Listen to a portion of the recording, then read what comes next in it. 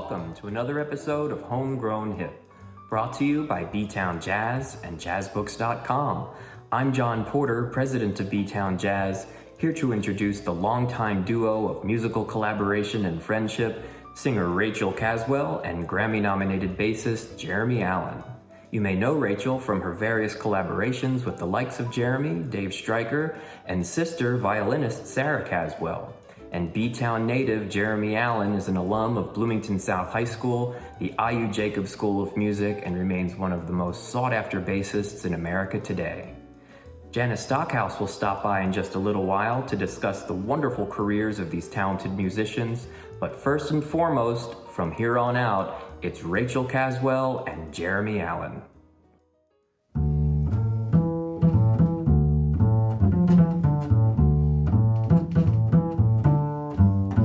If I should lose you, the stars would fall from the sky. If I should lose you, the leaves would wither and die. The birds of Maytime would sing a mournful refrain, and I would wander around hating the sound of rain. With you beside me, the rose would bloom in the snow. With you beside me, no winds of winter would blow. I gave you my love, but I was living a dream, and living would seem in vain if I lost.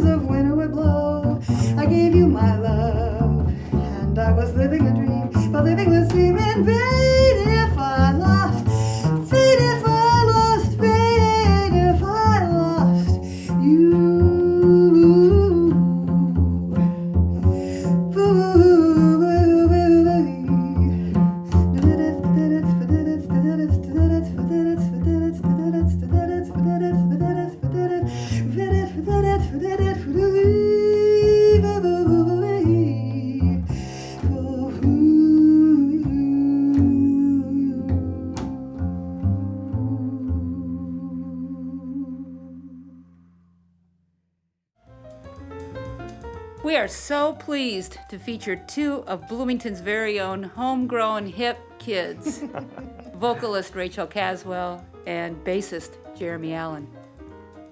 Rachel, you began as a classical cellist, I believe. Can you talk a little bit about your early influences and how they led you to become such a versatile jazz vocalist today? Thank you, thanks. Well, I think that learning musical skills, you can get them from almost any source. And then when you're young, you try out different things, and whether or not you start on this instrument or start on another instrument, all of that goes towards feeding that stream of musical skills.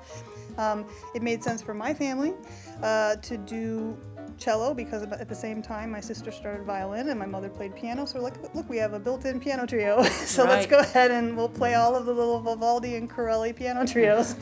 And so that just made a lot of sense. But then you threw whatever instrument you choose, and I'd also been playing my mother was my piano teacher from the time I was about 5, although I'm sure that she has some horror stories about about fighting with me about how to learn how to play the piano. But however you get to that core stream of musical skills is going to benefit you the farther down the road you go. So eventually when I was like, well, I really prefer jazz as a medium. Cello does not feel like the best medium for that genre. But I sing well and I love singing, and it seems that I can tap into more of direct improvisational language with my voice than I ever could with my cello.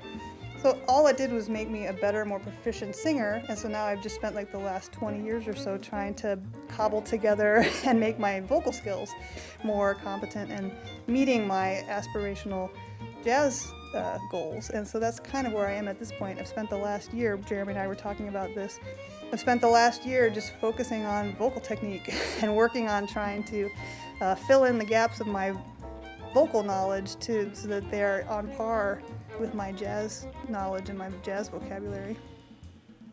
Well, I'd say you can tell you've been working on it because you sounded great. Thanks.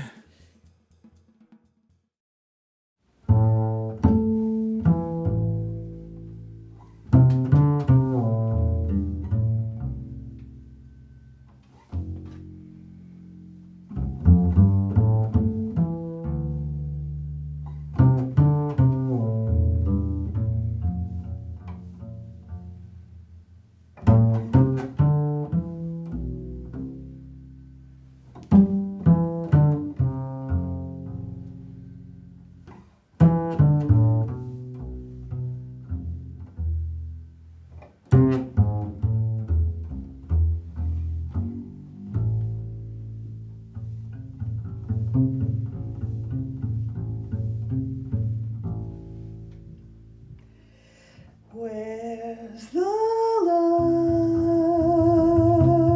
that's made to fill my heart?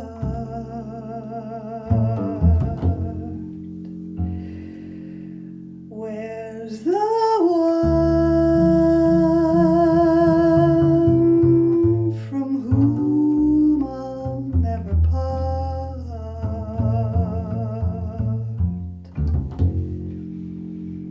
First they hurt me, then desert me. I'm left alone, all alone.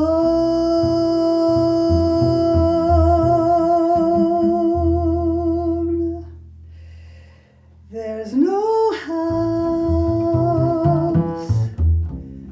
that I can call my home.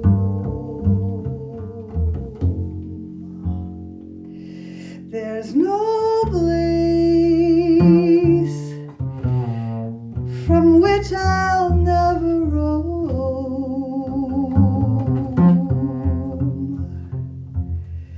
Town or city,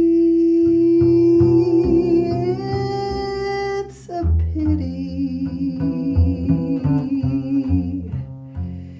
I'm left alone,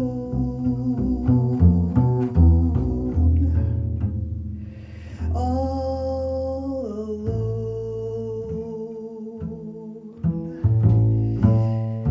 Seek and find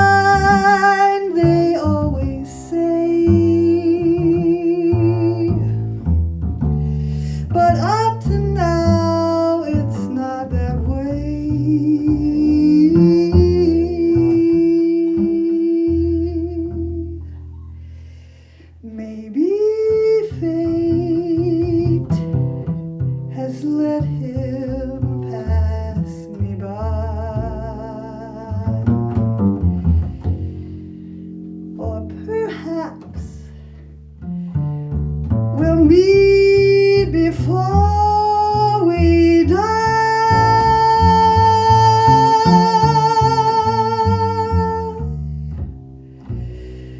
hearts will open, but until then, I'm left alone.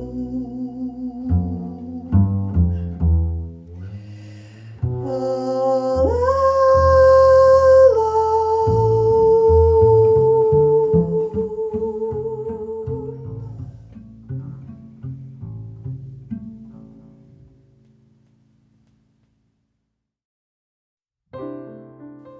And about the same time that Rachel was running around the hallways of Bloomington North, Jeremy was a beast of a trombonist at Bloomington South.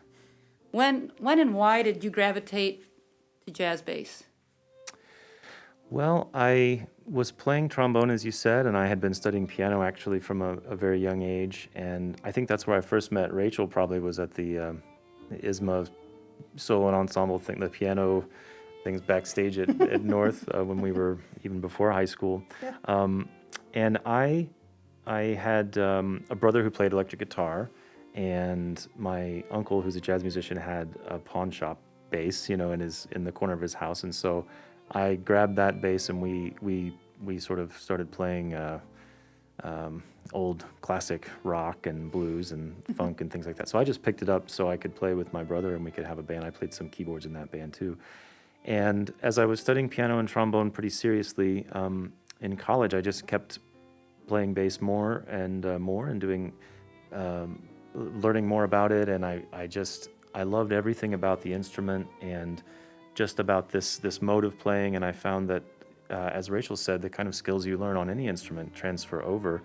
And so it was all kind of a synergistic music study for me. And at one point, I think I just started connecting what I was doing on the bass with what I was doing on trombone and piano in the big bands here at IU, and I had played piano in the jazz ensemble in high school a little bit, and so it all just kind of came together. And then if you're a bass player, people start calling you for gigs, probably even way before you're ready to take them. And so I started working, and I just kept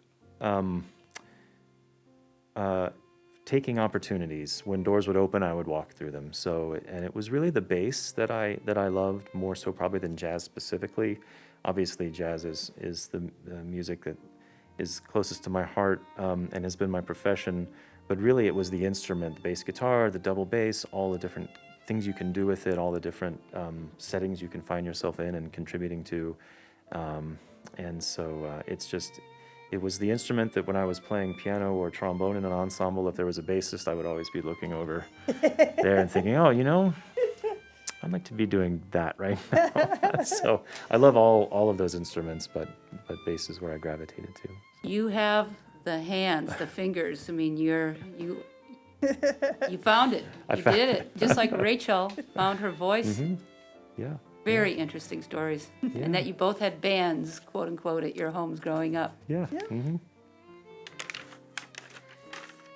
Well, the two of you truly complement each other as musicians.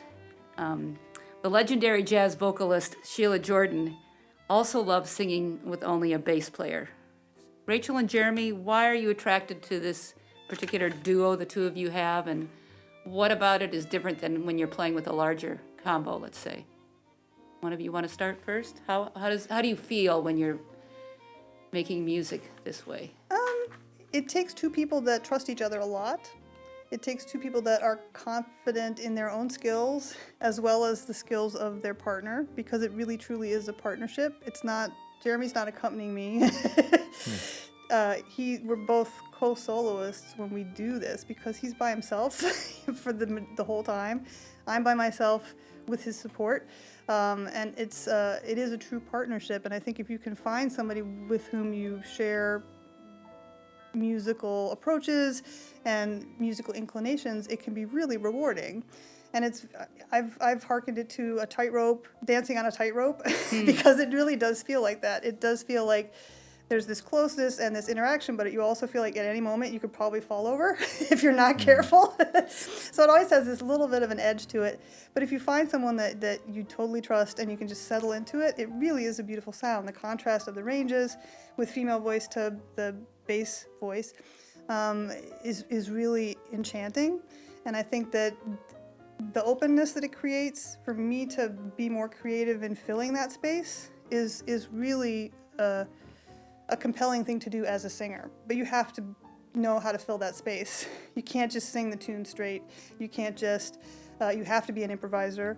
You can't expect the bass player to do all of that heavy lifting. So you have to pull your weight and be willing to fill in the spaces, but that takes a certain technical proficiency to be able to do that. Mm-hmm. Yeah, and I would say I really enjoy performing in pared down settings or duo settings as a bassist, just because of the freedom and the kind of transparency that it allows. I love playing with great drummers, great pianists and guitarists, and Rachel does as well. There's just something really liberating about making all of your own choices about which direction things are going to go, what the harmony is going to do, and frankly, not really having a chance of making a wrong step because it's just anything can be justified when there are two notes happening at once. It's all something. So that's really fun for me. I also really enjoy performing music which was written with lyrics in mind, with the lyrics present. So I know in jazz, we often perform songs that were written to be sung, but in instrumental versions. And sometimes we get a little too far away from knowing what that song is really about. And so the depth and beauty of the lyrics and all of this material that we do is something that I don't want it to be hidden. And we were just talking about Left Alone and how one of the really clever internal rhymes in there, and how there's just there's a profound conveyance of meaning in that setting. So I love performing with a wonderful singer.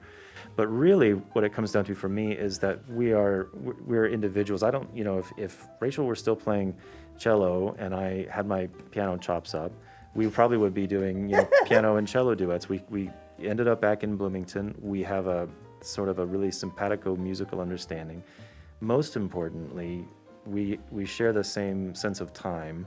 And that's I mean, we all know the musicians we work with where you're like, oh yeah, we're on the same page at every moment. So we're like that from a rhythm standpoint, but also in terms of kind of the shape of a performance and how it will go. It's just, we work really well together that way. And so it's almost independent of the instruments we're playing, although we probably shouldn't do cello and piano duets because I'm a little rusty there. But I don't think anybody needs to hear that.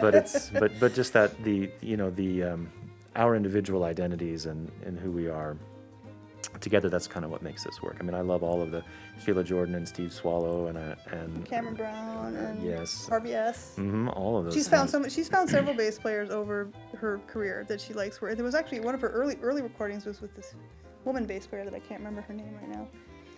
But then we both were aware before we started working together, we were both aware of Nancy King and Glenn Moore. Glenn Moore from the band Oregon. And so Jeremy knew about Glenn Moore's playing, and I'm the biggest Nancy King fan in the world, and they have some killer, twisted, weird duos that they do together, and we're just like, yep. So we were just talking about Glenn's peculiar sound when he plays, and yep, and we both know exactly what that means. Yeah. And we can evoke some of those types of sounds when we're playing together. Yeah. That's really interesting. And I can see now why you're the interim dean of the Jacob School of Music. You're so articulate. I've never heard you talk quite as much as I have this afternoon. Well, thank you, Miss Stockhouse. You are deep. Both of you are so deep. It's been a joy. Again, thank you very much for appearing on Homegrown Hip. Thank you. And we hope that there might be some type of a Bloomington Jazz Festival this coming Labor Day weekend. We'll see what the word is on Sunday when there's a meeting. Yeah, and really thank you, hope so. Thank you to B-Town Jazz for all you're doing to keep musicians present and visible during all this crazy time, and supporting our local endeavors and musicians. It's a great community, and it's a great organization. Happy to be a member. Yeah. Let's get out and swing, right? Yeah. Absolutely. Okay. Thank you. Thank you. Da-ba-doo-dee-ya-boo-ba. Da-ba-doo-dee-ya-boo-ba. Da-ba-doo-dee-ya-boo-ba. Ba-ba-do-ba-ba-fit-way-da-da-fa-do-da-dee-ba-boo-ba-ya-ba. Ba-da-ba-doo-dee. Ba-ba-boo-ba. Ba-da-ba-doo-fa-yoo-lo-ba-da-fi-dee. Da-dee-dee-oo-fa-dee-dee-oo-fa-dee, feel-ya-do-ba-do-ba-bo-ba-bo-ba-dee-boo-bee. Ba-da-ba-doo-da. Ba-ba-doo-da. Ba-da-ba-doo-fa-yoo-lo-ba-da-fi-dee. Da-dee-dee-oo-fa-dee-dee-oo-fa-dee, feel-ya-do-ba-do-ba-bo-ba-doo-dee-boo-bee.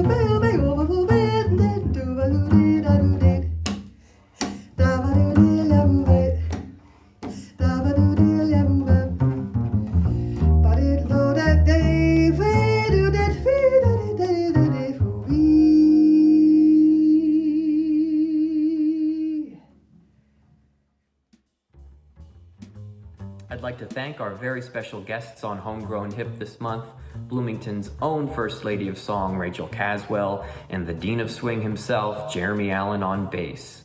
Thanks also to Chris Parker, Janis Stockhouse, and Lisa Ensman for making every episode of Homegrown Hip possible, and to our series sponsor, Jamie Abersold at jazzbooks.com, and our community sponsors who support us throughout the year. If you would like to learn more about B-Town Jazz, join us online at btownjazz.org, where you can become a volunteer, make a tax-deductible donation, or learn all about the 2021 B-Town Jazz Fest. For B-Town Jazz, I'm John Porter. Join us next month on YouTube, Facebook, Instagram, or as always, btownjazz.org for a brand new episode of Homegrown Hip. Locally sourced, always fresh, good for the mind and soul.